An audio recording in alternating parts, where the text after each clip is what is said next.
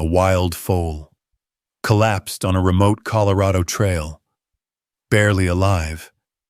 When Forest Ranger Nathan Cross opened the young horse's mouth to check its airway, what he found clenched between its teeth wasn't vegetation or natural debris. It was a torn piece of fabric. Dark blue fabric with a specific pattern that Nathan recognized immediately, because that fabric came from his missing colleague's uniform. Ranger Michelle Torres had vanished 3 days ago during a routine patrol, and this exhausted foal was holding the only clue to what had happened to her. What Nathan discovered when he followed the foal's trail would expose a dangerous, illegal operation in the wilderness and reveal how one young wild horse had witnessed a crime that humans were never supposed to see. Subscribe now for incredible true stories where animals become unexpected heroes. Nathan Cross had been searching for Michelle Torres for 72 hours. The 42-year-old ranger had left for a routine patrol of the backcountry trails on Monday morning and never returned. Her truck was found at the trailhead, empty. Her radio was silent. Search teams had covered hundreds of square miles with no trace, no blood, no signs of struggle, no indication of where she'd gone or what had happened. It was as if Michelle had simply vanished into the Colorado wilderness. Nathan was exhausted, running on coffee and fear as he continued searching areas that had already been checked twice. It was Thursday afternoon when he found the foal collapsed in the middle of the narrow trail approximately 8 miles from where Michelle's truck had been discovered. The young Mustang, probably around 7 months old with a distinctive roan coat, gray body with darker mane and tail, lay on its side, breathing rapidly, clearly in severe distress. Nathan's first instinct was to radio for veterinary help, but something about the foal's condition caught his attention. The young horse wasn't just exhausted from normal wild horse activities.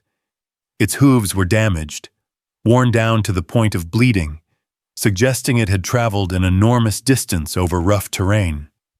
Its coat was covered not just with sweat, but with burrs and thorns from vegetation that didn't grow in this immediate area. This foal had come from somewhere far away, and it had run itself nearly to death getting here.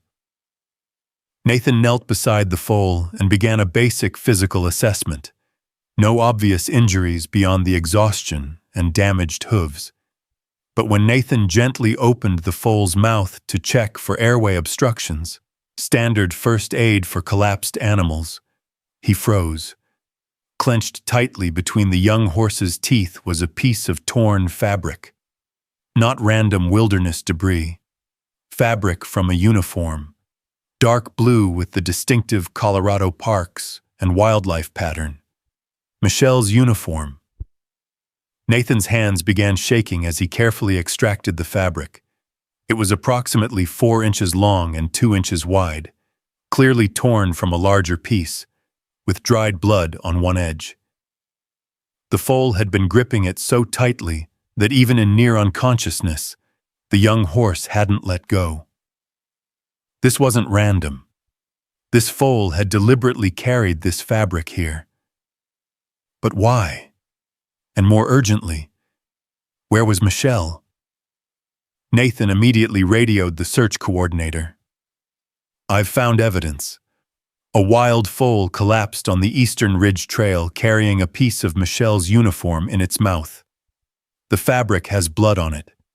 The foal appears to have traveled a significant distance to reach this location. I need immediate support.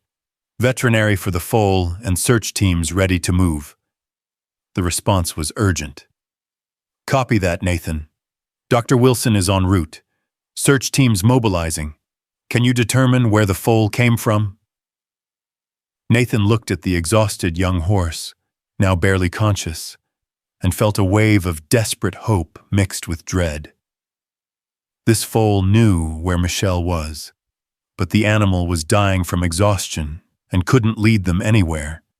They needed to save the foal first, then somehow figure out where it had come from. and they needed to do it fast. If Michelle was injured and losing blood, every hour mattered. Dr. Rachel Wilson arrived within 40 minutes in her emergency response vehicle. She immediately assessed the foal's critical condition: severe dehydration, dangerously elevated heart rate, damaged hooves, and early signs of kidney failure from prolonged exertion.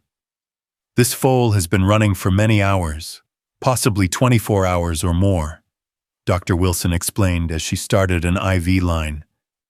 Whatever drove it to do this was powerful motivation. But Nathan, it's in bad shape. Even with treatment, recovery will take days. Michelle might not have days, Nathan replied, his voice tight. He showed Dr. Wilson the torn fabric with blood. This foal knows where she is. It came from wherever Michelle is. But if we wait for it to recover, it might be too late. The search coordinator, Tom Bradford, arrived with a tactical team and a difficult reality. We've searched every logical area. Michelle's been missing for 3 days. If this foal came from somewhere we haven't searched yet, we're talking about remote areas, deep wilderness, possibly off-trail entirely. Without knowing the direction, we could search for weeks and never find her. The foal is our only lead. Dr. Wilson was blunt. That foal cannot travel. Its body is shutting down. Forcing it to move will kill it. I can stabilize it, but it needs at least 12 hours of fluids and rest before any movement. And even then, wild foals don't guide humans. They flee from humans. The idea that we could follow it back to its origin point is wishful thinking. But Nathan had seen something in the foal's eyes when he'd removed the fabric from its mouth. Recognition, intelligence, purpose. This young horse hadn't carried that fabric by accident. It had brought evidence to humans deliberately. And Nathan believed, without scientific basis, but with absolute certainty, that the foal would try to lead them back if given the chance. Tom made the command decision. Stabilize the foal as much as possible. We'll give it 2 hours of treatment. Then we attempt to follow if it can move. I know it's a long shot, but it's the only shot we have. Michelle has been missing for 72 hours. Statistically, her survival chances decrease dramatically after 96 hours. We're almost out of time. During those 2 hours, Nathan stayed with the foal, talking to it constantly. You know where she is, don't you? You saw what happened. You're trying to help. The young horse's eyes would focus on Nathan's face during these moments, showing awareness that seemed beyond typical animal cognition. Dr. Wilson privately admitted to Nathan that the foal's behavior was unusual. It's not responding like a normal wild horse. It's not trying to flee or showing typical fear responses to human contact. It's almost as if it understands we're trying to help find someone. After 2 hours of aggressive fluid therapy and supportive care, Dr. Wilson helped the foal stand. The young horse was wobbly but upright. And then, without any prompting from the humans, the foal turned and began walking back the way it had come, away from the trail, into dense forest, toward wherever Michelle was waiting. The foal led them into terrain that hadn't been searched because it seemed too remote and difficult. The young horse moved slowly but deliberately, occasionally pausing when Dr. Wilson insisted on checking vitals, but always resuming the same direction. Nathan and the search team followed, documenting everything with GPS and cameras. About 90 minutes into the journey, they found the first additional piece of evidence. Caught on a low branch was another torn piece of Michelle's uniform, this one larger, with more blood. The foal paused at this spot, looking at the fabric, then looking at Nathan before continuing forward. The message was clear. You're on the right path. Keep following. They found more evidence as they traveled deeper into the wilderness. a broken tree branch with fabric caught in it, disturbed soil suggesting someone had fallen, and most alarmingly, a blood trail. Michelle had been here, and she'd been injured. But the blood drops were days old, dried brown. Whether she was still alive remained terrifyingly uncertain. The foal brought them to a steep ravine approximately 4 miles from where it had collapsed. The terrain was treacherous. Loose rock, steep drops, areas where one wrong step could lead to a fatal fall. The foal stopped at the ravine's edge and made a sound, a whinny directed downward into the ravine. Then the young horse looked at Nathan with that same intense, communicative gaze. Down there. She's down there. The search team immediately began securing ropes and preparing for a technical rescue descent. Tom Bradford called down into the ravine. Michelle Torres, can you hear me? For several heart-beating seconds, there was only silence and the sound of wind through the trees. Then, faint but unmistakable, a voice responded from deep in the ravine. Here, I'm here. Can't climb out. Leg broken. Michelle Torres was alive. The team worked quickly to descend and reach her position. She was approximately 60 feet down, wedged in a protected crevice between large rocks. Her left leg was clearly broken and splinted with branches and torn pieces of her uniform. She was severely dehydrated, weak from blood loss from a deep gash on her arm, but conscious and aware. As the medical team began emergency treatment, Michelle kept asking about the horses. The horses, she repeated. The baby horse. Did it make it? Did it find you? Nathan climbed down to her position. The foal found us. It carried part of your uniform in its mouth and led us here. Michelle, what happened? How did a wild foal know to bring us help? Michelle's story emerged as the medical team stabilized her for evacuation. 3 days ago, during her routine patrol, she'd heard sounds in this remote area that shouldn't be here. Engine noise, voices, activity in a location that was supposed to be pristine wilderness. Michelle had investigated, following the sounds to this ravine area. What she'd discovered was an illegal poaching operation. Men with rifles, all-terrain vehicles, and freshly killed wildlife, several deer, and horrifyingly, a wild Mustang mare. Michelle had attempted to radio for backup, but the poachers had spotted her. They'd chased her, and Michelle had fled along the ravine's edge. During the pursuit, she'd slipped on loose rock and fallen 60 feet into the crevice where the team had just found her. The fall had broken her leg and caused the deep arm laceration. The poachers had looked down into the ravine, seen her motionless, and apparently assumed she was dead. They'd left, likely taking their operation elsewhere to avoid discovery. Michelle had been trapped for 3 days, unable to climb out with her injuries. Her radio smashed in the fall. She'd rationed the water in her canteen and treated her wounds as well as possible, but she knew her time was running out. She'd torn pieces of her uniform to make bandages and had been trying to create visual signals, tossing fabric strips up onto bushes near the ravine's edge, hoping searchers might spot them. But she'd had an unexpected helper. On the second day of being trapped, Michelle had heard horses nearby. A small band of wild Mustangs had come to the area, including a mare with a young roan foal. The foal had been curious, approaching the ravine's edge and looking down at Michelle. The mare had been nervous, calling her baby away, but the foal kept returning. Michelle, desperate and running out of options, had started talking to the foal. She'd tied her brightest piece of uniform fabric, the piece with her name and badge, to a stick and repeatedly shown it to the foal, pointing toward the direction of the trail system. Find people. Take this to people. Please bring help. She didn't expect it to work.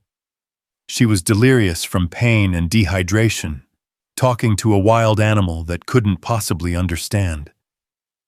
But she had no other options.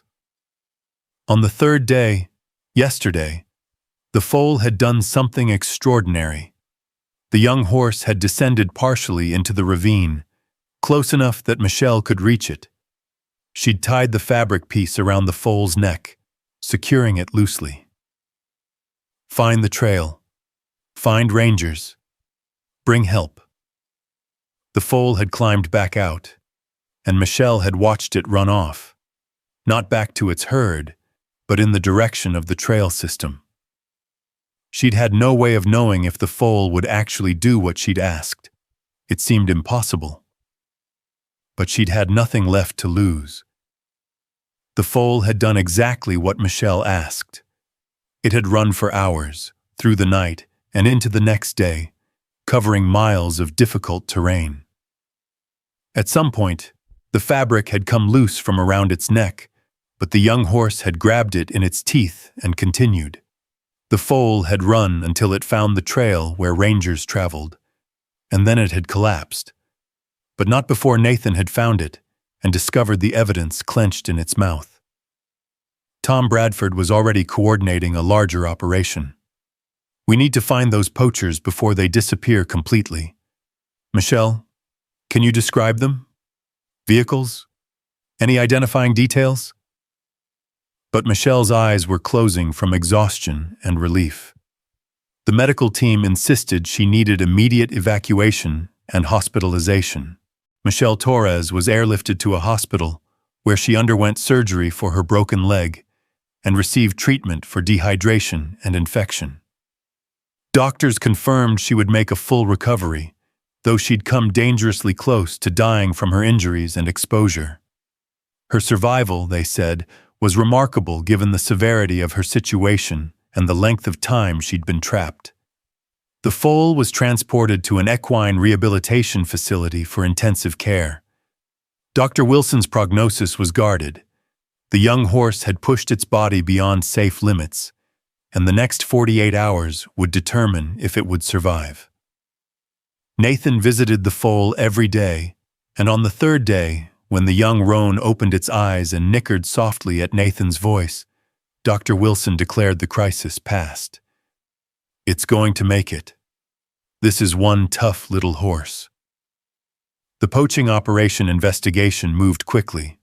Based on Michelle's description and the location, wildlife officers coordinated with federal agents and tracked the criminal operation. Within a week, 4 men were arrested and charged with illegal wildlife poaching, possession of illegal firearms, trespassing on federal land, and assault on a federal officer. Evidence recovered from their camp included remains from multiple protected animals. The case would lead to significant prison sentences. But the story that captured national attention was the foal. Dr. Karen Martinez, an animal behaviorist, studied the case extensively.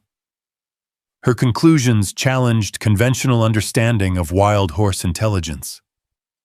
What this foal demonstrated requires multiple complex cognitive abilities, recognizing human distress, understanding that humans could help, knowing where to find humans, problem-solving about how to communicate what it had witnessed, and having the determination to complete an exhausting and dangerous journey while carrying evidence. This 7-month-old wild horse made decisions that required abstract thinking, empathy, and goal-directed behavior. It's extraordinary. The Bureau of Land Management faced a decision about the foal's future. Given its remarkable behavior and the publicity around the rescue, there were calls to place it in protective custody or even domesticate it. But wildlife advocates argued the foal deserved to remain wild. Michelle Torres, from her hospital bed, made a formal request. That foal saved my life. The best way to honor that is to let it live the life it was meant to live, wild and free. The compromise solution protected both the foal and its herd. The area where the wild Mustang band roamed was designated as protected habitat, off-limits to development, and with increased ranger patrols to prevent future poaching. The foal was returned to its mother and herd, with ongoing monitoring to ensure its continued health and safety. 6 months later, when Michelle returned to active duty, her first assignment was a patrol of the area where she'd been trapped. She brought carrots and apples, leaving them at the edge of the designated wild horse viewing area. Within an hour, a small band of Mustangs appeared, including a now healthy young roan with a distinctive marking pattern Michelle recognized immediately. The foal, no longer quite so young at over a year old, approached closer than wild horses typically would. Michelle spoke softly. "You saved my life. I spent 3 days trapped in that ravine thinking I was going to die, and you refused to let that happen. You understood. You helped. You ran yourself nearly to death to bring people to me. I don't know if you understand these words, but I need you to know you're a hero, a real hero." The young roan stood there for a long moment, those intelligent eyes meeting Michelle's. Then the horse made a soft sound. Not fear, not aggression, but something that sounded almost like acknowledgement. The foal turned and trotted back to its herd, wild and free, living proof that animals are capable of empathy, intelligence, and heroism that we're only beginning to understand. Nathan Cross kept the torn pieces of Michelle's uniform, preserved in frames in the ranger station. They serve as a reminder that nature holds mysteries beyond our complete understanding, and that sometimes the most profound acts of heroism come from unexpected places. The foal that collapsed on the trail carrying evidence of a crime had done more than save one ranger's life. It had exposed a criminal operation, led to the arrest of dangerous poachers, and proven that the bonds between species can transcend what we think is possible.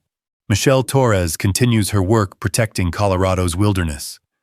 The roan foal, nicknamed Scout by the ranger community, thrives with its wild herd in the protected habitat. The poachers received significant prison sentences, and the case led to increased anti-poaching patrols throughout Colorado wilderness areas. If this incredible story of animal intelligence and unexpected heroism moved you, subscribe for more unbelievable true animal stories. Hit like, share, and tell us in the comments. Do you believe the foal truly understood Michelle's plea for help? Thanks for watching, and remember, heroes come in all forms, and sometimes they have 4 legs and a wild spirit that refuses to accept the impossible.